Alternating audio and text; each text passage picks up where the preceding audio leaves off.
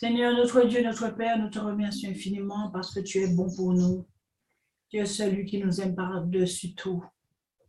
Et vraiment, nous sommes heureux de t'appartenir, de faire partie de tes enfants. Nous voici devant toi, Seigneur, un petit nom. Nous allons commencer l'étude de ta parole. Nous te prions et te réclamons la puissance du Saint-Esprit pour nous aider à comprendre tout ce que tu veux nous dire, mais surtout, Seigneur, que tu nous aides à t'obéir, à pratiquer tes lois, tout ce que nous entendons, Seigneur, que nous puissions le mettre en pratique. Mon Dieu, remplis-nous de ton Esprit Saint et permets que ceux qui vont nous rejoindre puissent participer ensemble avec nous, Seigneur éternel, et que nous sortons beaucoup plus forts dans la foi après ces moments riches d'études. Nous t'en prions, bénis Vincent, c'est un jeune qui a besoin de toi, bénis Annick aussi dans ses besoins, Eric et sa famille, chacun de nous, ma famille aussi, mes enfants et petits-enfants, que tu veilles sur nous et nous protéger du malin, nous protéger du mal, Seigneur. Tu nous voyons des personnes tomber comme des mouches autour de nous, Seigneur, tout le temps, tout le temps, tout le temps, Seigneur Dieu. Épargne-nous, mon Dieu, des pièges de Satan, Seigneur éternel. Nous avons besoin de toi, nous avons besoin, nous voulons vivre avec toi l'éternité. Garde-nous, conduis-nous pendant ce moment, nous t'en prions au nom de Jésus, que tu veuilles aussi d'abord nous pardonner, nous laver de tout péché, lave-nous de toute souillure, prépare nos cœurs pour recevoir ce que tu veux nous dire ce soir. Merci Père, au nom de Jésus, notre Sauveur. Amen. Amen. Merci beaucoup, Colette. Je t'en prie. Mais vous avez les numéros d'Hortense et tout ça? Hortense et les hommes qui venaient là. Constance, oui, mais bon, j'ai mis dans le groupe après. Bon. Ouais, ok. Ouais, ils viendront s'ils veulent. De toute façon, on enregistre. Enfin, Vincent a mis OBS et il est en train d'enregistrer. Et après, ben. Et comme il y a la croisade, il y a les 72 de prière, 72 heures, il y a ça. Hein? Il y a ça fait que les gens ils vont peut-être aller là-bas et peut-être venir tout à l'heure, on verra. Oui, peut-être. Moi, j'irai après, parce que hier, je suis restée très longtemps avec eux. Aujourd'hui, je n'ai pas encore le temps, mais après, j'irai. Oui. Ouais, peut-être que j'irai. Les salles restent ouvertes, tu peux te retrouver seul et tu pries, hein, voilà. Hein. Ouais. Il faut prier, on a besoin de prier. Hein. Oui, c'est clair. J'y suis allé hier soir. Ah oui, moi aussi. Et là, peut-être j'y retournerai. Oui, moi aussi. Et là, de toute façon, si les frères et sœurs ils viennent en marche, là, déjà, je vais faire un petit récapitulatif des 3 premières parties. Là, c'est la 4e ce soir. Donc, la première partie, c'était lundi 11 avril où j'avais fait l'introduction ça s'appelait l'introduction. Attendez. Hop. Mince. Ça s'appelait l'introduction aux 10 paroles ou aux 10 commandements. Alors, où on avait parlé que il y avait que dans Genèse, tout le chapitre 1 de Genèse, il y avait 10 paroles créatrices. 10 fois, il y avait marqué Dieu dit. Et bizarrement, c'est pas bizarrement, c'est pas une coïncidence. Il n'y a pas de hasard ni de coïncidence pour Dieu. Les 10 commandements, qu'on appelle les 10 paroles, le décalogue, comme il y a 10 paroles créatrices, il y a 10 paroles et 10 commandements. Ensuite, on avait vu que devant chaque parole de Dieu, il y avait devant la première parole, il y avait la première lettre de l'alphabet, c'est-à-dire de l'alphabet hébraïque, Aleph. Devant la deuxième parole, il y avait Bet, c'est-à-dire Bet, la deuxième lettre. Devant la troisième parole, il y avait la troisième lettre, c'est-à-dire Gimel. Devant la quatrième, il y avait Dalet. Devant la cinquième, il y avait E. Devant la 6e, il y avait Vav. Devant la 7e, Zaïn. Devant la 8e, Chet. Devant la 9e, Tête. Et devant la 10e, Yod. Et vite fait, Aleph, ça représentait le maître, Dieu, créateur et enseignant. Ah, salut Simeon, on vient de commencer. On est en train d'enregistrer, ça ne se voit pas, mais. Donc Aleph, ça voulait dire la parole, le maître, Dieu, créateur et enseignant. Et l'Aleph, c'est le commencement aussi, comme l'alpha et l'oméga. Là, en hébreu, c'est l'Aleph et le Tav. L'alpha et Tav, l'oméga. Ensuite, la deuxième, c'était Bet, ça veut dire la maison, le foyer. La troisième, c'était Gimel, qui signifie le chameau, et ça veut dire la bonté, la générosité. La quatrième lettre, c'est Dalet, qui signifie la porte. Et il y en a qui disent aussi le poisson. Ensuite, la cinquième, c'est E, et ça signifie le souffle. et homme et louange, et il y en a qui disent même fenêtre. Ensuite, la 6e, c'était vav, et ça veut dire le crochet ou le clou ou le piquet. Et aussi dans le sens positif, une connexion. Et la 7e, c'est zaïn, qui signifie l'épée, l'arme et l'épouse, et aussi la balance. Et la 8e, c'est chet, qui signifie la barrière et aussi un nouveau commencement. La 9e, c'était tête, ça signifie le bon, la bonté, pardon, et boule de coton. Ensuite, la 10e, yod, la main, et ça représente aussi le Saint-Esprit, c'est l'allusion au Seigneur qui est un et indivisible.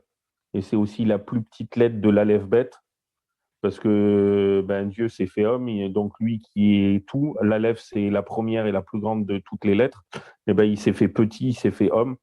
Et yod, la main, ça représente et Dieu et le Saint-Esprit et lui qui s'est rabaissé pour nous sauver. Enfin, c'est énorme. Et on avait vu que toutes les 10 paroles, tout son décalogue, ont tout été prononcés par notre Dieu lui-même. Que ces 10 commandements, ils ont tous été écrits et gravés, tous par lui-même aussi. Donc, c'est énorme. On avait vu aussi que la première parole, ce n'était pas un commandement. Il disait qui il était et ce qu'il avait fait pour nous. La deuxième parole contenait ses 2 premiers commandements.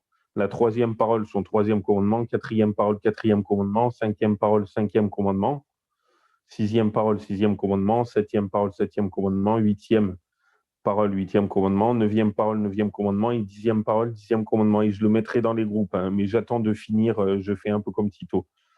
Donc ça, c'était pour la première partie. La deuxième partie, que j'avais appelé le décalogue et entre parenthèses le décacommandement. Bon, c'est moi qui avais inventé ce mot. On avait vu que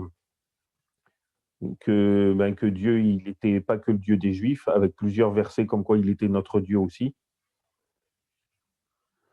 Et que signe, qui s'écrit Hot en hébreu, et il ne faut pas chercher à comprendre, mais Hot, c'est Aleph et Tav. Et Aleph, ça veut dire Dieu et maître, et Tav, ça veut dire le signe, le sceau, et les deux réunis, ça veut dire l'alpha, l'oméga, mais ça signifie aussi le signe. Mais bon. Et comme il nous a délivré les Hébreux de l'esclavage de l'Égypte, et nous, les chrétiens, il nous a délivrés, et tous ceux qui croiront en Christ, il nous a délivrés du péché et de la mort. En gros, et la 3e partie, si vous avez des questions, n'hésitez pas. La 3e partie, donc, j'avais appelé les 10 sinon rien. Où on avait vu Matthieu 7, 21 à 23, mais j'écrirai tout dans les groupes. 1 Jean 3, verset 4, Matthieu 7, 23 avec 1 Jean 3, 4, bon, Matthieu 7, 24 et 26, Luc 6, 46, on se croit au loto. 1 Corinthiens 11, 1, que l'apôtre Paul, il disait « Soyez mes imitateurs comme je le suis moi-même du Christ ». 1 Jean 2, 3, 6. Et en gros, on avait vu, d'après Jacques de Dis, qu'observer 10 commandements moins 1, c'est-à-dire en observer que 9, c'est comme si on n'en observait aucun. C'est comme si on les transgressait tous, en transgressait un seul. Et que Jésus, dans Jean 15, 14, il disait « Si vous m'aimez, gardez mes commandements ». Et on avait vu avec tous ces versets que aimer Dieu, c'était observer les 10, qui ne sont pas pénibles à observer, bien au contraire. Et que si on observait les 10, on demeurait en lui et lui demeurait en nous. Et qu'on lui était agréable. Et là, donc, je ne sais pas si vous avez des questions. Là, on va attaquer la 4e partie qui s'appelle la première parole de son décalogue. Mais juste avant ça, vous avez des questions, non? Non, non, ça va pour moi. Ok. Alors, et là, juste exprès, avant de commencer la 4e partie, je vais revoir Matthieu 5, versets 17 et 19, mais dans la version Shoraki, qui est beaucoup plus costaud. Écoutez bien Matthieu 5, 17 à 19 dans la version Shoraki. Alors, Jésus qui parle. « Ne pensez pas que je sois venu détruire la Torah ou les inspirer. les prophètes. Je suis venu non pas détruire, mais accomplir. Verset 18. Amen, oui, je vous dis, tant que les ciels et la terre ne seront pas passés, pas un iode. Et iode, c'est la plus petite lettre de l'aleph-bet, de l'alphabet hébraïque. Pas un iode, pas un signe de la Torah ne passera que tout n'advienne. Aussi, l'homme qui détruit une de ces mitzvot, la moindre, et l'enseigne aux hommes, moindre sera-t-il appelé au royaume des ciels. Mais qui l'a fait et l'enseigne, celui-là sera appelé grand au royaume des ciels. C'est vrai que c'était beaucoup plus clair, je trouve, dit comme ça. Enfin, beaucoup plus clair. Des fois, il est un peu corrosif, Chouraki. C'est pour ça que j'aime bien. Mais bon. Et en gros, juste pour redire ce que Dieu m'avait mis à cœur, dans Matthieu 5, 17 à 19, bon, vous connaissez la vraie version, entre guillemets, comme si c'était une fausse. Enfin, vous voyez ce que je veux dire. Jésus est venu pour accomplir sa loi et non pas pour l'abolir. Et accomplir, ça voulait dire achever, finir, aboutir, faire entièrement, et ou signer aussi. Et comme j'avais vu, je le revois un petit peu avec vous pour ceux qui n'étaient pas là. Quand une construction est achevée, finie, elle existe toujours. C'est pareil pour sa loi, que beaucoup, il y en a qui disent que sa loi est finie. Oui, vas-y, Simeon. Oui, je pense à une chose Ouais. par rapport au texte que tu as cité de Matthieu, quand il est dit que celui qui enseignera ou supprimera de ses plus petits, il a bien dit il n'a pas dit qu'il n'entrera pas dans le royaume, hein, il a dit qu'il sera appelé le plus petit dans le royaume. alors, allez comprendre. Hein? Oui, mais en gros, ça veut dire. Celui qui dit, celui qui enseignera, oui, il sera appelé grand dans le royaume. Donc, il dit bien dans le royaume pour les deux. Alors, est-ce que, voilà, il faut, c'est quelque chose à. Justement, je vais y venir, j'y viens. Donc, quand une construction est achevée, finie, elle existe toujours. Par exemple, la construction d'une route, avant qu'elle soit achevée, avant qu'elle soit finie, avant qu'elle soit accomplie, la route, on ne peut pas la pratiquer. Une fois qu'elle est finie, on peut. Et pour en revenir, signer, c'est approuver, authentifier. Par exemple, quand Jésus il signe sa loi, quand il dit il l'accomplit comme avec le mot signer, signer sa loi, ça veut dire qu'il l'approuve, qu'il l'authentifie en l'accomplissant, en l'achevant, en la signant. Et je vais y venir, mais tout dans sa loi devait s'accomplir, mais jamais rien dans la loi n'est à abolir, à annuler ou supprimer. Exactement comme, par exemple, la construction d'une route achevée est toujours une route à pratiquer, alors que la route et la loi, avant leur achèvement, personne ne pouvait la pratiquer, mais maintenant qu'elle est accomplie, achevée, finie, nous pouvons la pratiquer. C'est pour ça qu'il y en a qui disent on n'est plus sous la loi ni sous la grâce, ou des chrétiens. Une fois, j'y viens, Simeon, mais je finis juste enfin, ce que Dieu m'avait révélé, je vais y venir. Et il y a certains chrétiens qui m'avaient dit ah, mais Jésus, il est venu abolir la loi. Puis je dis non, Matthieu 5, 17, je ne suis pas venu abolir, mais accomplir. Puis il dit ouais, mais en l'accomplissant, il a fini, donc c'est bon, on n'a plus à la faire. Puis je dis non, mais il est dit qu'il n'est pas venu abolir. Et comme Dieu, il m'a mis à cœur, ma loi, c'est comme une route. Avant qu'elle soit finie, personne ne peut l'accomplir. C'est comme si elle était écrite dans le Pentateuque, mais c'est comme si vous écriviez une route ou une construction sur un plan à un architecte, mais tant qu'elle n'est pas faite réellement, tant que quelqu'un ne l'a pas fini, tant que Jésus ne l'avait pas fini, ne l'avait pas accompli parfaitement, personne ne pouvait la pratiquer. Il nous montre le chemin, mais ça ne veut pas dire, tiens, je l'ai fini, c'est bon, vous n'avez pas à le faire.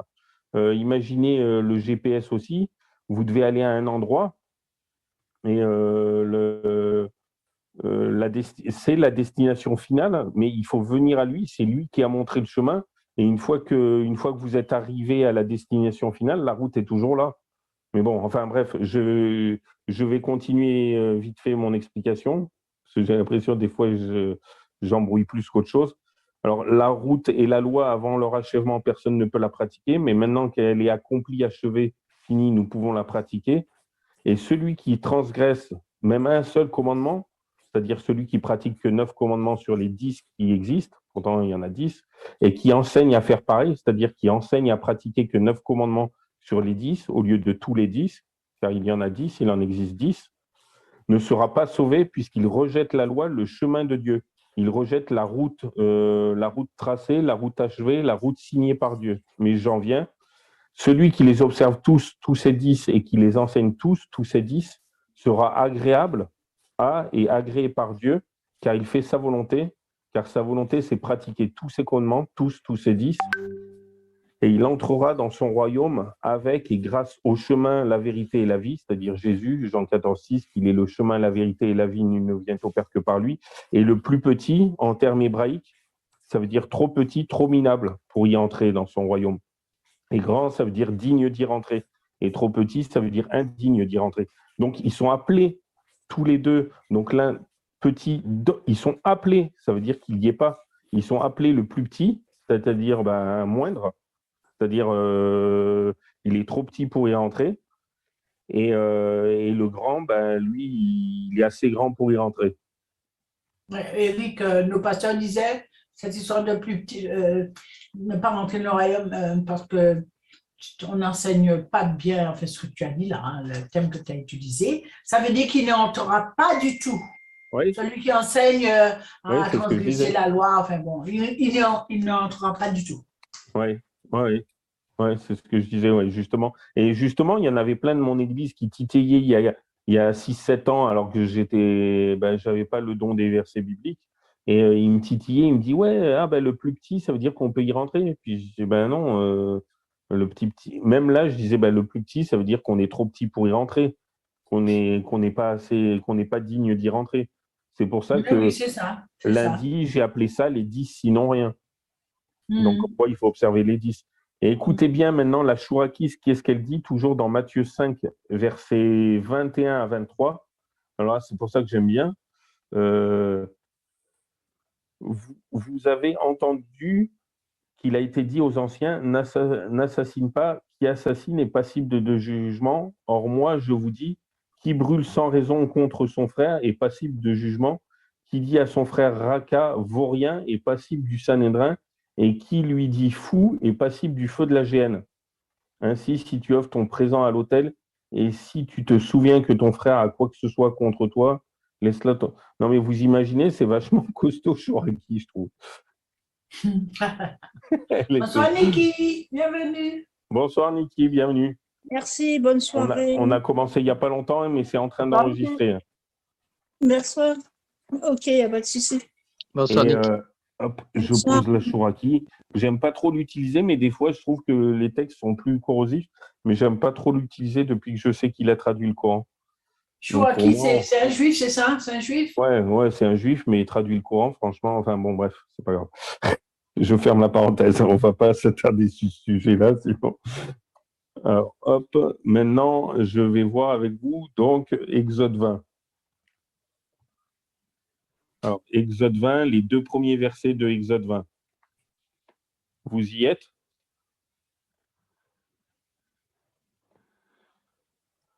Alors Dieu prononça toutes ces paroles en disant, je suis l'Éternel ton Dieu qui t'ai retiré du pays d'Égypte, de la maison de servitude. Amen. Donc vous imaginez le premier verset, il dit, alors Dieu prononça toutes ces paroles en disant. On avait vu dans la première partie qu'avec plusieurs textes, il avait prononcé les 10 paroles, le décalogue, et qu'il les avait même écrits et gravés, tous les 10. Et on avait vu juste, mais je ne vais pas tout vous reciter, mais je l'écrirai dans le groupe. Mais on avait vu au moins 2 textes comme quoi il disait que les 10 paroles étaient toutes prononcées par notre Dieu lui-même. Enfin, 2 versets. On avait vu 3 versets qui disaient comme quoi les 10 commandements ont tous été écrits, gravés, tous par notre Dieu lui-même. Et on avait vu 3 versets comme quoi les 10 paroles et les 10 commandements ont tous été prononcés et aussi tous été gravés et écrits par notre Dieu lui-même. Donc en tout, ça fait quand même 8 versets quand même. Donc c'est pas anodin. Il y en a qui disent c'est pas si important. Puis c'est pas si important, c'est la seule chose que Dieu a gravée lui-même par son doigt. Hein. Donc si, c'est important. Mais bon, bref. Alors, le premier verset, et n'hésitez pas hein, si vous avez des choses à... Et au fait, Simeon, j'avais répondu à ta question ou je ne t'ai même pas demandé si ça allait, ma réponse. Oui, j'ai bien entendu ta réponse, mais enfin bon, j'avoue que j'ai déjà entendu à plusieurs reprises et cette définition-là, oui, on ne fait pas tout à fait, mais j'ai déjà entendu des réponses. Mais j'avoue que je me pose encore des questions parce qu'en que fait, ouais. lorsque Jésus dit clairement que tu n'as pas, c'est quand il dit celui qui croira sera sauvé, celui qui ne croira pas sera condamné. Je veux dire, c'est clair. Hein. Je veux dire, c'est Jésus qui parle quand même. C'est pas dire c'est quelqu'un oui. d'autre. C'est Jésus qui parle. Et quand il dit quelque chose, c'est clair. Hein. Voilà. C'est oui, donc c'est sur cette réponse-là. Non, mais j'entends bien ce que tu as dit. Et donc, mais moi, je m'interroge encore. Mais bon, il faut, de toute façon, il y a, on n'a pas, voilà. Donc, mais après, moi, dis... je sais que, oui, Jésus est toujours très clair. Voilà, il n'est pas à demi-mesure et puis qu'on commande pour donner la réponse. Non, c'est Jésus, c'est lui qui donne la réponse, c'est lui qui est la vérité. Tu comprends? Donc, j'attends d'avoir vraiment quelque chose. La version Osterwald est peut-être plus claire. Oui, par exemple, oui, voilà. Je vais te lire dans faudrait la que je regarde les Osterwald. autres versions. Là, j'ai lu dans pour la voir. Chouraki, mais parce qu'il est un peu corrosif. Mais tu vois, dans la Osterwald, Matthieu 5, 17 à 19, ne pensez pas que je sois venu abolir la loi ou les prophètes. Ah oui, non, là-dessus, il n'y a aucun problème. Non, je bien ne suis sûr. pas venu Là, je parle pas abolir, de mais ça, accomplir. Attends, car je vous le dis en vérité, jusqu'à ce que le ciel et la terre aient passé, il ne passera pas de la loi un seul iota ou un seul trait de lettre que tout ne soit accompli. Et le 19, celui donc qui aura violé l'un de ses plus petits commandements et qui aura ainsi enseigné les hommes sera estimé le plus petit dans le royaume des cieux. Mais celui qui les aura observés et enseignés, celui-là sera estimé grand dans le royaume des cieux. Oui, c'est encore notre version. Ça veut dire estimer petit, ça veut dire estimer trop petit pour y rentrer. Oui, mais ce n'est pas ce qui est écrit. Oui, mais bon, c'est toi qui ajoutes estimer trop petit pour rentrer, mais il n'y a pas ce commentaire-là en plus. C'est ça que je veux te dire. C'est-à-dire que bon. Oui, mais c'est avec Jacques de 10. Avec Jacques de 10, c'est clair. Hein. Oui, j'entends bien les réponses, hein, mais bon, j'ai pas moi de définition. Si tu veux, je peux pas dire que c'est ça ou pas ça. C'est pas ça que je suis en train de dire. Je suis en train de dire que j'attends d'avoir cette certitude-là de manière claire et précise par rapport sans qu'on y ajoute, tu vois, sans qu'on je puisse rajouter une phrase de plus, parce qu'on n'ajoute rien à la parole de Jésus. Il parle et puis les Parisiens, ils avaient un peu rien à dire. Je sais pas si tu avais été là aux parties présentes, mais aux parties précédentes, j'avais dit aussi Jacques de 10, car quiconque aura observé toute la loi, ça je le connais bien. Un seul commandement, tout à fait, devient coupable de tous. Donc, tout à fait. Forcément coupable de tous. Et si tu rejettes une partie de la loi, après, on avait vu plein d'autres versets. C'est pour ça que je les enverrai dans le groupe quand j'aurai fini toutes les études. Et là, on voit bien qu'avec tous les versets que j'avais pris, par exemple, quand Jésus dit « Si vous m'aimez, gardez mes commandements », si on n'en garde que 9 sur les 10, est-ce qu'on l'aime vraiment Après, on est d'accord, bien sûr. C'est vrai que le texte lui-même ne dit pas il ne rentrera pas, mais avec tous les autres textes qu'on prend, ça nous fait clairement… la Bible s'interprète d'elle-même, quoi. Oui, mais je ne veux pas ajouter sur le texte sur ce qu'il n'est pas écrit, mais par contre, effectivement, avec les autres textes, les autres textes sont clairs, il n'y a pas de souci. Voilà, mais ce texte-là, ça va faire des années que j'ai entendu beaucoup d'explications. Moi, personnellement, je n'en donne pas. Moi, quand je ne comprends pas un texte, je ne comprends pas. Et pourquoi? Et c'est écrit et petit dent et grand dent. Tu vois, tu commences à dire. Mais comme je n'ai pas fait de grec, donc je ne peux pas.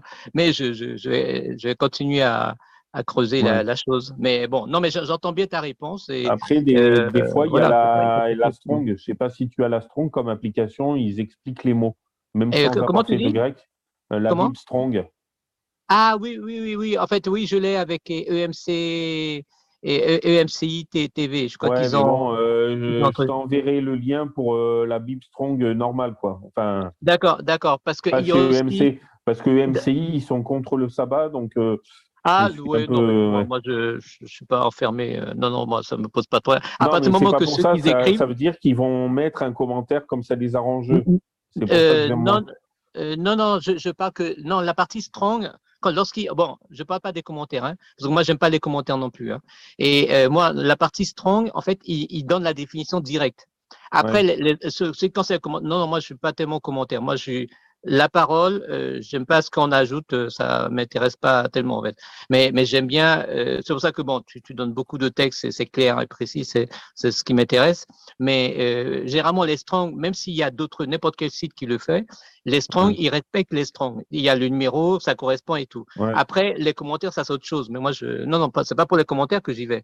Je vais par exemple, pour l'hébreu, il y avait un site qui existait, je sais pas, ça a disparu. Ça s'appelait Lexique biblique. Et c'était vraiment Ben, il y c'était est dans la super. Strong, hein. Il y a lexique hébreu et tu as lexique grec pour le Voilà, nouveau. tout à fait.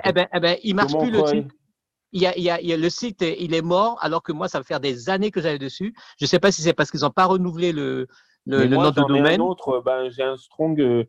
Je crois que ça a été fait par les adventistes parce qu'il y a même la chronologie biblique et il parle. Envoie-moi le lien, je Ouais. regarderai. Parce que moi, donc du coup, j'ai vu qu'ils en avaient, c'est là que je suis allé voir, j'ai vu que MC, ils ont sur le Strong. Donc, Et en plus, ok, tu as bon, une vingtaine de versions bibliques différentes. Et tu peux d'accord, mettre affichage en parallèle. Par exemple, tu mets Osterwald d'un côté et Louis II de l'autre, ou n'importe d'accord, laquelle des 10 et n'importe laquelle des 9 autres de ok, l'autre côté. d'accord, ok. Et D'accord, tu peux je mettre regarderai ça. commentaire activé ou pas activé. Et si, c'est pas Ok, mal. ok. D'accord, ben écoute, tu Ouais. m'envoies le lien et puis je regarderai aussi. Ouais, Super, merci beaucoup. de rien. Et donc, pour en revenir, donc Exode 20, verset 1, quand il dit « Alors Dieu prononça toutes ces paroles en disant », ça fait penser à Deutéronome 5, verset 2, où il est écrit « L'Éternel, notre Dieu, traita alliance avec nous en Horeb ». Donc, ces 10 paroles, c'est son alliance. D'abord, oui, je vais vous lire le verset 1. Moïse appela donc tout Israël et leur dit « Écoute Israël, les statuts et les ordonnances que je prononce aujourd'hui à vos oreilles, apprenez-les, prenez garde de les pratiquer. » Ensuite, le verset 2, « L'Éternel, notre Dieu, traita alliance avec nous en Horeb. » Et hop, et écoutez bien le verset 5, « Je me tenais en ce temps, toujours de Deutéronome 5, bien sûr, je me tenais en ce temps-là entre l'Éternel et vous pour vous rapporter la parole de l'Éternel, car vous eûtes peur du feu et vous ne montâtes point sur la montagne. Il dit, donc là on voit bien que c'est comme Exode 20, verset 1, quand il dit et l'Éternel Dieu prononça ces paroles en disant. Ensuite, le verset 22, toujours de Deutéronome 5, l'Éternel prononça ces paroles à toute votre assemblée, donc c'est tout de suite après le décalogue, qui se termine au verset 21, et là au verset 22, l'Éternel prononça ces paroles à toute votre assemblée sur la montagne, du milieu du feu, de la nuée et de l'obscurité, d'une voix forte, et il n'y ajouta rien, puis il les écrivit sur 2 tables de pierre qu'il me donna. Amen. Ça peut pas être plus clair. Et pour revenir au verset, donc Exode 20, verset 1, c'était « Alors Dieu prononça toutes ces paroles en disant ». Maintenant, le verset 2, donc la première parole, où il y a Aleph devant, donc la première lettre de l'Aleph-Bet, qui signifie Dieu, le maître, l'enseignant, la parole. Donc, je suis l'Éternel, ton Dieu, qui t'ai retiré du pays d'Égypte, de la maison de servitude. Et puis, je ne sais pas vous, mais il y en a qui, quand ils rejettent un commandement sur les 10, bon, on sait lequel, ou 2 suivant les catholiques et protestants. Ah, ok. Merci. Bon courage à toi et bon repos. Bonne soirée. Oui, bonne soirée. Ciao. Bonsoir. Bonsoir, Niki, et courage. Donc, je ne sais pas vous, mais quand souvent les chrétiens ils disent ah mais le 4e, faut pas l'observer, c'est que pour les juifs. Mais je m'excuse, comme on a vu l'étude de lundi, d'avant-hier. Bon, je vous invite à l'écouter ceux qui l'ont pas écouté, mais elle n'est pas encore sur la chaîne. Elle y sera peut-être dans 1 ou 2 semaines. Parce qu'en ce moment, je suis en train de faire sur comment discerner et surtout comment éviter tous les pièges du diable. Et pour le moment, on a fait 6 parties de 40 minutes et j'en ai fait que la moitié. Donc, s'il en reste encore 6 autres de 40, ça va faire l'étude à 8 ou 9 heures. Bon, bref, je ferme la parenthèse. Donc, quand il dit « Je suis l'Éternel ton Dieu qui t'ai retiré du pays d'Égypte, de la maison de servitude », c'est ça que j'arrive pas à comprendre. Les chrétiens, ils rejettent le 4e parce qu'ils disent dans Deutéronome, il est dit « Ouais, c'est parce qu'il nous a retirés du pays d'Égypte ». Mais la première parole qui est une introduction aux 9 autres paroles, c'est-à-dire aux 10 commandements qui sont inclus, ça, c'est ça qui me fait rire. Donc, ils rejettent qu'un seul commandement, mais où ils devraient tout rejeter ou tout prendre.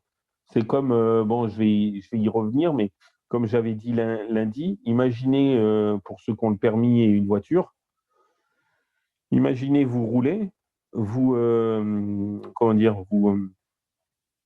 observez 9, je fais exprès de dire commandements, 9 commandements du code de la route parfaitement, c'est-à-dire vous vous arrêtez au céder le passage, vous attendez de voir si vous pouvez passer, vous ne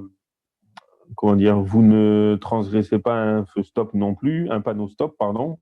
Vous respectez la limitation de vitesse, vous vous garez bien, vous ne dépassez pas en ligne continue, mais imaginez que vous transgressez un seul feu rouge et qu'il y a les policiers ou les gendarmes, ils vous arrêtent, et ce qu'ils vont dire, ah ben c'est bon, vous avez observé les 9 autres commandements du code de la route, je vous laisse passer. Ou ils vont nous donner un procès verbal, un PV, c'est-à-dire une amende, parce qu'on a transgressé un seul des commandements du code de la route, même si on a observé les 9 autres. Et ben c'est pareil pour la loi de Dieu. Dès qu'on transgresse un seul, on est transgresseur, ce qui est logique. On ment un petit peu, on est menteur.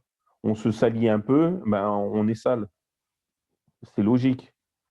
Et comme des demi-mensonges, et ben en fait, c'est pas une demi-vérité, un demi-mensonge, c'est un mensonge. Parce qu'une pomme à moitié pourrie, elle est pourrie.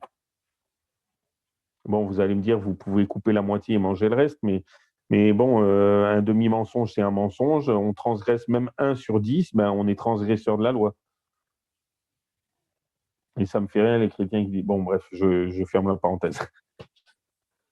Mais donc, quand il dit, je suis l'Éternel, ton Dieu, qui t'est retiré du pays d'Égypte, ben là, bizarrement, ça ne choque pas. Et les chrétiens, ben, on peut observer les 9, mais pas le 4e. Pourtant, c'est le prologue, c'est l'introduction avant les 10 commandements, avant les 9 autres paroles.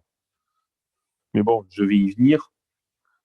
Donc, quand il dit « Je suis l'Éternel, ton Dieu, qui t'est retiré du pays d'Égypte, de la maison de servitude », ça m'a fait penser forcément à d'autres textes. Et n'hésitez pas, hein, si vous avez des questions ou si vous voulez rajouter des choses. Ça m'a fait penser déjà à Deutéronome 5, verset 2 qu'on a lu. « L'Éternel, notre Dieu, traita alliance avec nous en Horeb. » Ces 10 paroles, son décalogue, c'est son alliance. Mais aussi et surtout le verset 6, donc où il commence la première parole qui répète au Deutéronome 5. « Je suis l'Éternel, ton Dieu, qui t'ai retiré du pays d'Égypte, de la maison de servitude. » C'est exactement le même verset. Et par contre, ben, ça fait penser à, hop, j'arrive et regardez Exode 13, verset 3. Hop. J'ai tellement de marque-pages que j'ai du mal à tourner la Bible après. Exode 13, verset 3. Et Moïse dit au peuple, « Souvenez-vous de ce jour où vous êtes sortis d'Égypte, de la maison de servitude, car l'Éternel vous en a retiré à main forte et qu'on ne mange point de pain levé. » Donc vous imaginez, il a sorti les Juifs de la maison de servitude de l'Égypte. Mais comme je disais, l'Égypte des Juifs, l'esclavage, l'Égypte des Juifs, l'Égypte pour les chrétiens d'aujourd'hui, c'est le péché et la mort, parce que Christ est notre Pâque, mais on va y venir.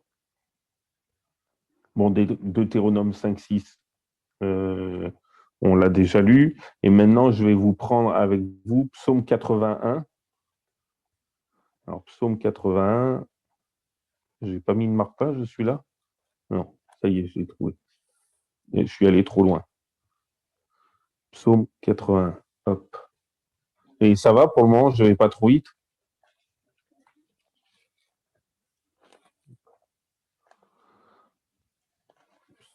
Psaume 81. Non, c'est bon, il n'y a pas de problème. Merci. Psaume 81, verset 11. « Je suis l'Éternel, ton Dieu, qui t'ai fait remonter du pays d'Égypte ouvre ta bouche et je la remplirai. Ouais.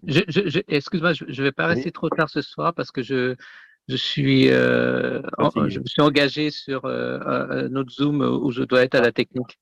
Ouais. Donc, je vais. De toute façon, c'est enregistré. Oui, je vais partir dans 3 minutes. Il faut que je parte. Atteste-moi qu'elle est déjà. Ah oui, il faut que je parte. Ou pas longtemps. Allez, encore peut-être 2 minutes et puis je vais être obligé de partir ce soir. D'accord. Ok. Et justement, de toute façon, j'ai presque fini. Mais Jérémie 32, 27 nous dit: Voici, je suis l'Éternel, le Dieu de toute chair. Y a-t-il rien qui me soit difficile? Donc là, on voit bien que quand il y en a qui disent l'Éternel, il est le Dieu que des Juifs. Et puis là, on voit bien en plus j'aime bien, en plus c'est marqué dans le Premier Testament et non pas dans le Deuxième. Voici, je suis l'Éternel, le Dieu de toute chair. Donc il n'est pas que le Dieu des Juifs. Et ça me fait penser à 2 textes, ce texte-là. Premièrement, Psaume 139, verset 13, qui dit qu'il nous a tous tissés, façonnés dans le ventre de nos mères. Donc il est à tous notre Créateur. Donc ça résume bien qu'il est notre Dieu, le Dieu de toute chair, de toutes ses créatures. Il est le créateur de toutes ses créatures, c'est logique. Et y a-t-il rien qui me soit difficile? Ça me fait penser à Luc 1, 37, qui dit car rien n'est impossible à Dieu. Donc déjà, quand on dit c'est le Dieu des Juifs, donc on ne doit pas observer, non, c'est notre Dieu aussi. Et justement, et là je vais y venir, quand il dit, alors, est-ce que, par exemple, pour le sabbat, je crois que je vous l'avais déjà dit, mais par exemple, un Juif, une fois, quand je lui disais j'observais le Shabbat, et puis il avait l'air décontenancé, et puis il disait, mais comment ça se fait que toi, tu observes le Shabbat? Limite, j'avais pas le droit, quoi. Il n'y avait que lui qui avait le droit. Je dis, attends, Adam et Ève, ils n'étaient pas juifs, et puis il dit, oui, à la limite. Puis il dit, bon, dans ce cas-là, si tu fais brûler, nous, on fait brûler 2 bougies, une en l'honneur de la création et l'autre en l'honneur de la rédemption, de la délivrance de l'Égypte. Toi, à la limite, tu devrais faire brûler qu'une bougie si tu faisais brûler une bougie. Puis je dis que en l'honneur de la création, à la limite. Puis il dit non, je pourrais faire au point de vue des deux. Puis il dit comment ça? Puis il dit toi, la deuxième bougie, c'est la délivrance de l'Égypte. Nous, notre deuxième bougie, si on faisait une bougie avant le début du Shabbat, ça serait la rédemption. Puis il dit oui, vu sous cet angle. Parce que Jésus, il nous a délivrés de l'esclavage, du péché et de la mort. C'est ça notre Égypte. Et juste, je vais voir un texte avec vous, Ésaïe 54, verset 5. Car ton Créateur est ton époux, son nom est l'Éternel des armées, le Saint d'Israël est ton Rédempteur. Il s'appelle le Dieu de toute la terre. Amen. Souvent, j'ai un ami qui est déiste, enfin un collègue de travail il faudra que je le rappelle d'ailleurs, ça faisait un moment que je ne l'ai pas appelé. Il est déiste, donc il croit en un Dieu créateur, mais pas rédempteur. Et souvent, les chrétiens d'aujourd'hui, c'est le contraire, ils croient en un Dieu rédempteur, sauveur, ce qui est bien, c'est le cas, mais ils oublient qu'il est leur créateur aussi, et qu'il a mis un jour spécial pour ça. Mais bon, bref. Donc c'est dommage, il y a toujours, c'est rare, où on oublie qu'il est le créateur, ou on oublie qu'il est le rédempteur. Voilà, excuse-moi, je vais devoir vous laisser. Je te souhaite une bonne soirée. Voilà, que le Seigneur te bénisse et puis et toute l'équipe. Voilà, Vincent, Yannick et Colette. Vincent, il ne peut pas te répondre, il est parti et il enregistre, il est en famille là. Ah, d'accord. Okay, merci, bonne nuit. Oui, bonne nuit. Bonne nuit, voilà. Merci beaucoup. Merci. Et à demain, tu fais demain, oui. Oui, demain je vais faire, bien que je suis encore de technique chez d'autres, sur un autre groupe pour faire la technique, mais j'aurai fini à temps avant. C'est pour ça que je ne vais pas rester longtemps. On va faire un peu plus court demain, si tu veux. Ok. Allez, bonne soirée. Un gros bisou, à demain. Bis, bye. Que Dieu te bénisse. Et merci d'être venu. Oui, je t'en prie. Son emploi du temps chargé. Donc maintenant, je vais prendre un autre texte. De toute façon, on a bientôt fini, les amis. Je ne voulais pas faire trop chargé ce soir. Alors, 1 Corinthiens 5, verset 7, comme ça, pour étayer ce que je vous dis, comme quoi Christ, il est notre Pâque, comme quoi notre Égypte, c'est le péché et la mort. Donc, 1 Corinthiens 5, verset 7, nettoyez donc le vieux levain afin que vous deveniez une nouvelle pâte, comme vous êtes sans levain, car Christ, notre Pâque, a été immolé pour nous. Donc là, c'est clair, net et précis, hein, notre Pâque. Et Pâques, La Pâque juive, je ne sais pas pourquoi nous, la Pâque chrétienne, on met un S. Là, c'est bien notre Pâque, ce n'est pas nos Pâques. C'est Pâques avec un grand P et sans S. Et la Pâque en hébreu, ça se dit Pessah et ça veut dire passage. Un peu comme pont. Comme si on passait de la mort à la vie. Mais bon, donc on voit bien qu'il est notre Pâque à nous. Donc quand il dit je suis l'Éternel qui t'a sorti de l'esclavage de l'Égypte, ben oui, il est l'Éternel aussi. Et on a vu avec tous ces textes qu'il est le Dieu de toute chair, donc de tous. Et qu'on doit observer les 10 et non pas 9 ou 8. C'est pas, tiens, comme je vais au restaurant, ah, tel commandement, ça me plaît. Ah, celui-là, il ne me plaît pas, je ne veux pas l'observer. C'est pas l'homme qui décide. C'est pas, on n'est pas au restaurant, on n'est pas chez McDo. Alors, bon, bref, désolé, mais ça me fait rire les chrétiens qui disent ah, celui-là, non, il est plus valable. Ah ouais, c'est qui l'a décidé? Acte 4, verset 19 et acte 5, verset 29, il faut obéir à Dieu plutôt qu'aux hommes. Et comme je vais juste vous montrer, mais de toute façon, j'ai presque fini, je vais juste vous montrer, vous allez halluciner. Je n'ai pas trop envie de vous montrer le titre du livre, mais c'est un soi-disant pasteur qui dit qu'il réfute les erreurs de l'Adventiste du 7e jour. Une présentation élégante. Cet ouvrage étudie dans les 2 premiers chapitres la source des erreurs adventistes, puis elle s'applique à les réfuter en s'appuyant sur l'Écriture sainte, donc là ça va, mais écoutez la suite sur les données de la raison, ouais, la raison humaine, on sait ce que c'est, et la tradition de la primitive Église. L'Écriture sainte ne suffit pas, il faut mettre les données de la raison humaine plus la tradition. La tradition, c'est rien. Je vous invite à lire Marc 7, 6 à 9 et le verset 13. Vous anéantissez la loi par votre tradition. Des commandements d'hommes. Attendez, je vais juste vous le lire. Ça. Mais dans la version Louis II, parce qu'elle est plus corrosive que la Ousterwald, pour une fois. Alors, Marc 7, 6 à 9 et le verset 13. Hop, Marc 7.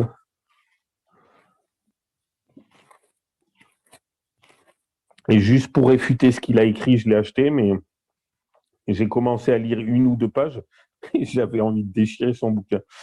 Alors, Marc 7, 6 à 9 et le verset 13. Jésus leur répondit, hypocrite, Ésaïe a bien prophétisé sur vous, ainsi qu'il est écrit, ce peuple m'honore des lèvres, mais son cœur est éloigné de moi. C'est en vain qu'il m'honore en donnant des préceptes qui sont des commandements d'hommes. Vous abandonnez le commandement de Dieu et vous observez la tradition des hommes. Il leur dit encore, vous anéantissez fort bien le commandement de Dieu pour garder votre tradition. Et le verset 13, annulant ainsi la parole de Dieu par votre tradition que vous avez établie et vous faites beaucoup d'autres choses semblables. Amen. Ça calme, hein? Bon, bref. Alors, comme quoi Jésus est notre Pâque à nous, Ésaïe 53, on connaît tous par cœur, mais je vais juste vous lire 2-3 versets. Hop, Ésaïe 53. Donc, il est maltraité, il est affligé, et il n'ouvre point la bouche, comme un agneau mené à la boucherie, comme une brebis muette devant celui qui l'attend, il n'ouvre point la bouche. Ah oui, pardon, le verset 7. Et le verset 3 à 5 de Ésaïe 53, méprisé, délaissé des hommes, homme de douleur et connaissant la souffrance, comme un homme devant qui on se couvre le visage, si méprisé que nous n'en faisions aucun cas. Cependant, il a porté nos maladies et il s'est chargé de nos douleurs, et nous pensions qu'il était frappé de Dieu, battu et affligé. Mais il était meurtri pour nos péchés et frappé pour nos iniquités. Le châtiment qui nous apporte la paix est tombé sur lui, et par sa meurtrissure, nous avons la guérison. Je lis jusqu'au 7.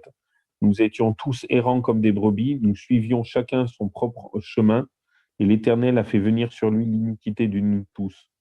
Il est traité, il est affligé, et il n'ouvre point la bouche, comme un agneau mené à la boucherie, comme une brebis muette devant celui qui l'attend, il n'ouvre point la bouche. Amen. Vous imaginez, c'est costaud. Et dans Jean 1, verset 29, quand Jean le Baptiste il voit Jésus, il dit, hop, bon, je sais par cœur, mais je ne veux pas paraphraser. Donc Jean 1, verset 29, et c'est répété au verset 36, mais c'est moins flagrant au verset 36. Mais donc Jean 1, 29, le lendemain, Jean vit Jésus qui venait à lui et il dit, voici l'agneau de Dieu qui ôte le péché du monde.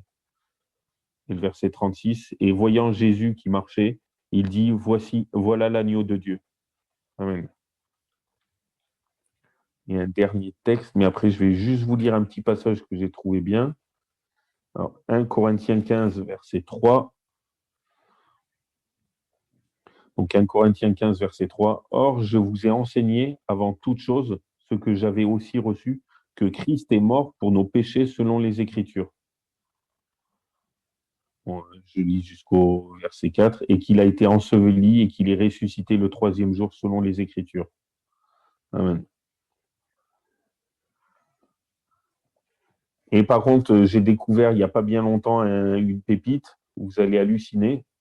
C'est dans Osée 6. Je ne sais plus si je vous l'avais dit. C'est tout de suite après Daniel. Attends, Daniel. Oh, il est là. Alors, Osée 6. Osée 6, écoutez bien les 2 premiers versets. Venez, retournons à l'Éternel, car il a déchiré, mais il nous guérira. Il a frappé, mais il bandera nos plaies. Il nous rendra la vie dans 2 jours. Le 3e jour, il nous relèvera et nous vivrons en sa présence. Vous imaginez comme Jésus est ressuscité le 3e jour. Là aussi, c'est une préquelle à ce que Jésus il allait mourir et rendre vie 2 jours, 2 jours après, donc le 3e jour. Bon, bref, je ferme la parenthèse. Donc, on voit bien qu'il est notre Dieu et qu'il est notre Créateur et notre Rédempteur aussi. Et pourquoi je voulais vous lire ça? Ah oui. Et je ne sais pas si vous avez des questions, en fait, pour le moment. Je parle, mais je ne vous laisse même pas en placer une.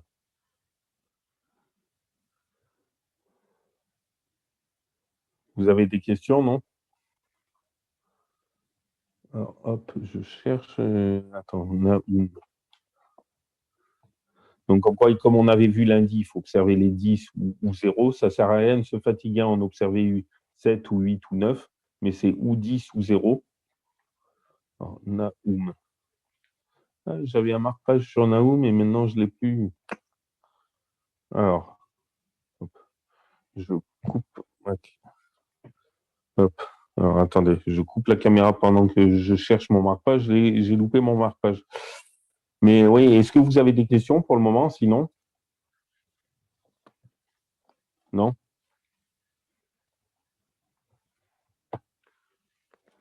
Et là, je vais vous lire une petite partie que un frère chrétien, mais avec ses racines juives, il m'a envoyé. C'était comment montrer Yeshua ou le Messie dans la Bible de votre rabbin. Et j'ai trouvé ça pas mal. Et justement, je vais vous lire juste un extrait passage.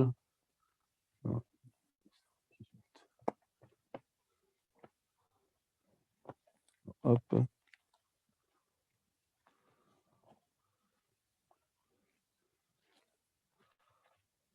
Ça y est. Hop. J'y arrive. Alors, Naoum. Alors, écoutez bien, donc Naoum, chapitre 1.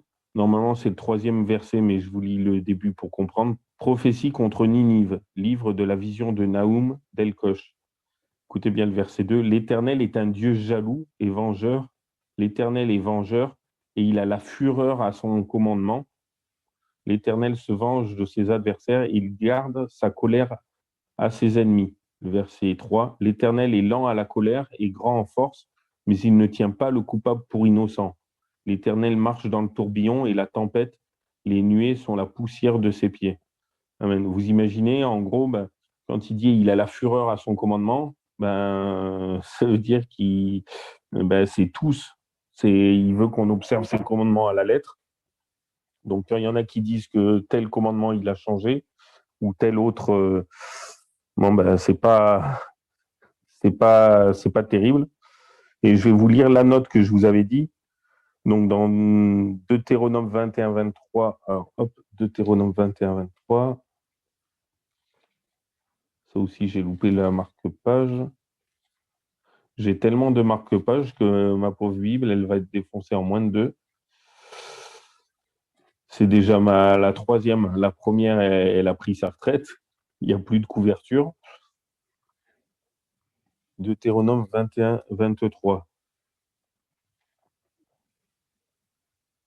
Ouais, quand il est dit, son corps mort ne passera point la nuit sur le bois, mais tu ne manqueras point de l'ensevelir le jour même, car celui qui est pendu est malédiction de Dieu, et tu ne souilleras point la terre que l'Éternel ton Dieu te donnera en héritage. Amen. Donc vous imaginez, lui, le Christ qui est parfait, il nous a donné la bénédiction en se maudissant lui-même, mais ils ont emporté son corps avant qu'il fasse nuit, justement, pour pas que le sol soit maudit. Lui, il s'est fait maudire pour qu'on ait il est mort en malédiction pour qu'on vive avec sa bénédiction. Mais bon, comme quoi il a tout accompli, mais c'est juste pour vous dire.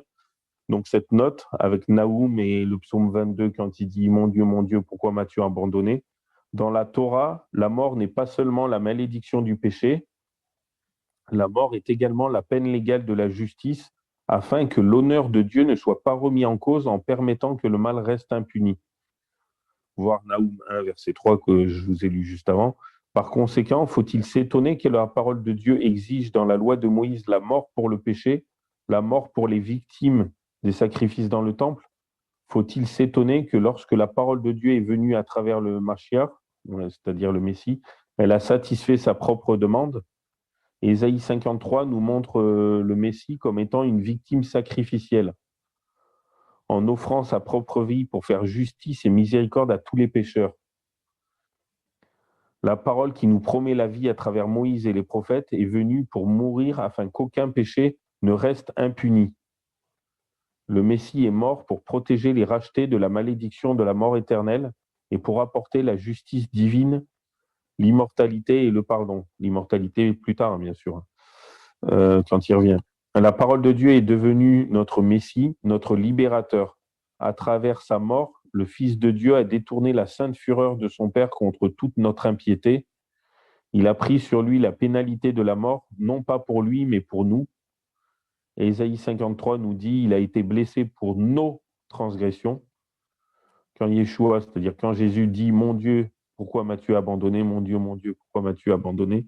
C'est la parole du Dieu juste et miséricordieux qui prend notre malédiction pour l'avoir abandonnée. La malédiction, donc sur elle, pour nous sauver de la punition que nous méritons tous. Bon, on va voir Ésaïe 53, verset 5. Il a fait cela afin que tous ceux qui croient puissent vivre une nouvelle existence spirituelle avec lui. Donc vous allez me dire, j'ai bien aimé, si ça vous intéresse, je l'ai en PDF. Attendez, je vais vous montrer à quoi ça ressemble. Mais il va faire un livre, Comment montrer le Messie dans la Bible de votre rabbin, Dr Phil Goble. Je ne sais pas si vous connaissez. Et je crois que c'est un juif messianique. Et justement, il défend les juifs messianiques qui se font critiquer par les juifs. Que les juifs leur disent qu'ils sont plus de vrais juifs parce qu'ils acceptent une idole, sauf qu'il est excellent.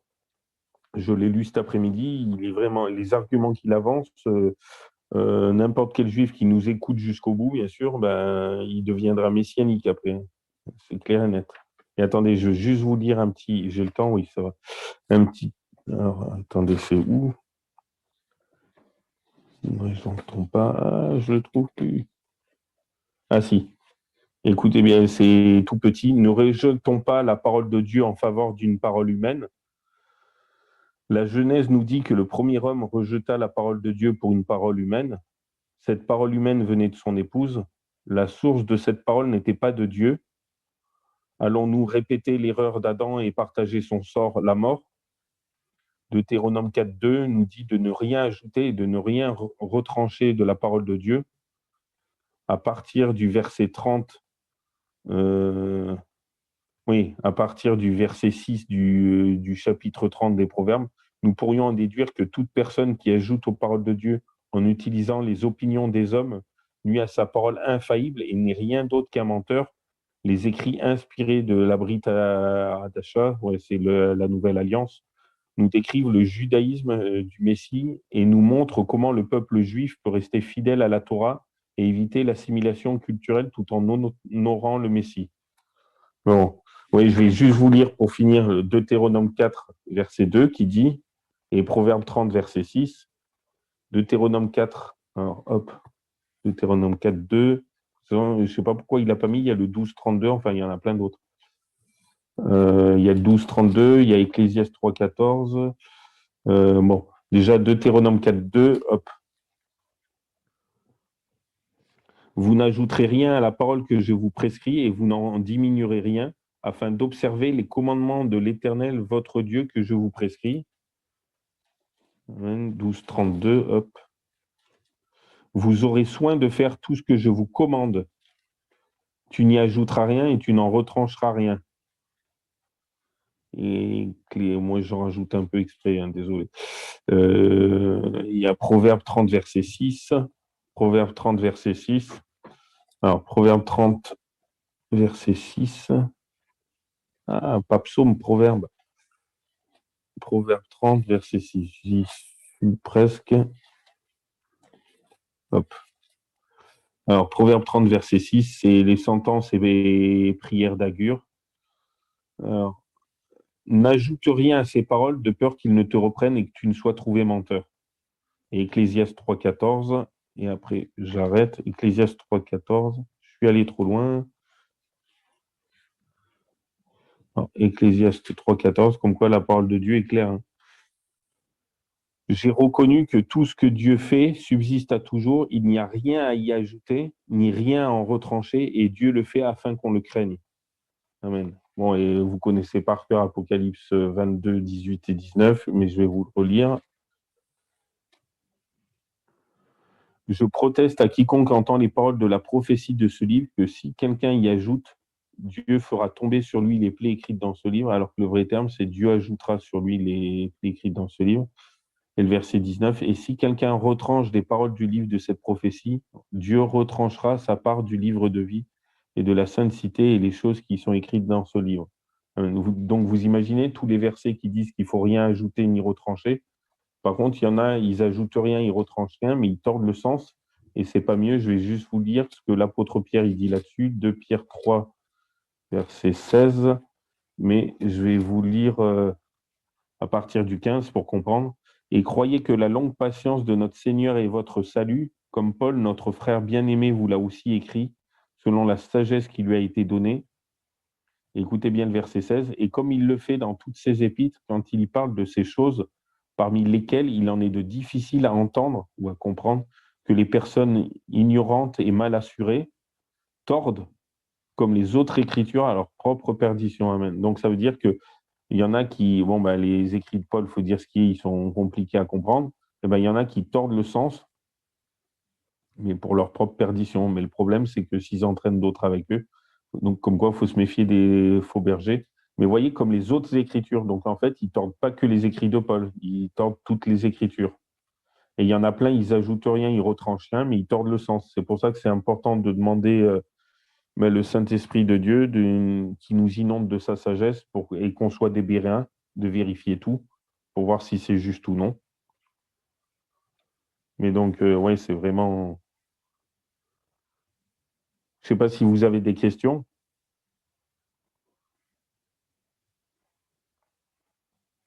Non?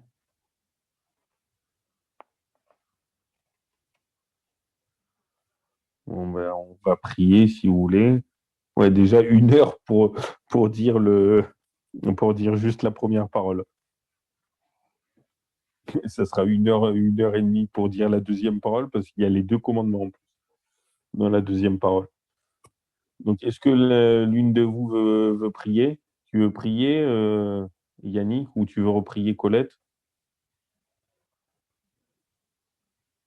Oui, vas-y, j'ai prévu. Oui. Seigneur, je te remercie pour ce moment d'étude que nous avons eu avec le Seigneur Eric. Merci Seigneur de l'avoir inspiré. Merci Seigneur pour cette étude Seigneur de tes commandements. Aide-nous Seigneur à justement être simple et à accepter ton écriture, à ne rien rajouter Seigneur, à ne rien retrancher. Et aide-nous surtout à parler de toi autour de nous Seigneur afin que beaucoup puissent connaître ta parole. Continue à nous bénir, que chacun de nous, Seigneur, tu connais nos besoins. Nous te demandons d'être avec nous, Seigneur. Nous te prions pour ceux qui n'ont pas pu rester, mais qui, Seigneur, ne se pas senti bien, parce qu'on a eu les temps sur elle. Nous te prions aussi pour Sylvie, Seigneur, pour Thibaut, pour Eric et sa famille, pour ma mère, Seigneur, mes frères et sœurs, Seigneur. Et aide-nous toujours à plonger, Seigneur, dans ta parole, car nous ne savons pas combien de temps, Seigneur, nous serons peut-être l'une entre nos mains, mais que tu puisses vraiment graver ta parole dans notre cerveau et dans notre cœur. Bénis chacun d'entre nous, c'est le nom de Jésus que je te prie. Amen. Amen.